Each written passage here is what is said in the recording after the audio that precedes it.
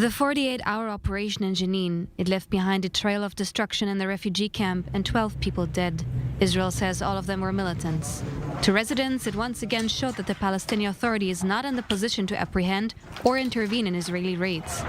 During the funeral for 10 of those killed in the operation, senior officials of the PA's leading Fatah party were met with great resentment.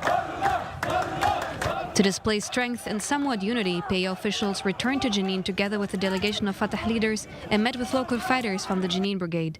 Meanwhile, international diplomats are concerned that the situation might further spiral down. The EU envoy to the Palestinian territories visited Jenin refugee camp on Saturday. At the same time, we will see what we can do as EU and other humanitarian partners to find funds under the humanitarian imperative to help people to address the immediate humanitarian needs. But this is all in vain unless we find a political solution. And here Israel has to stop its expansion of illegal settlements of Palestinian land, has to stop and hold accountable settlers who spread terror among the Palestinian population, and to control the excessive use of lethal force the IDF and the ISF uses when carrying out these kind of operations. The Israeli government, meanwhile, is checking another approach. On Sunday, the cabinet is slated to examine measures to support the Palestinian Authority to prevent its possible collapse.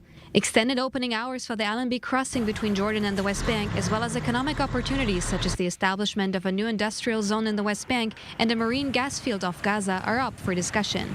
But some government figures oppose the idea as a matter of principle. In the midst of a wave of terror, the Palestinian Authority should reap zero achievements. Every achievement it would reap now in the midst of this terror wave is a reward for terrorism. Even in normal times, the Palestinian Authority does not aid to security. It is the problem and not the solution. The Palestinian Authority, meanwhile, is struggling to maintain its power among the Palestinian people who feel less and less protected and represented by the Abbas government, which they perceive as a prolonged arm of Israel. Some in the Israeli security establishment say that the latest operation in Jenin gave the PA the opportunity to reassert its position in the West Bank, and many agree that a collapse of the PA would likely lead into a complete chaos on the Palestinian street that no one is interested in.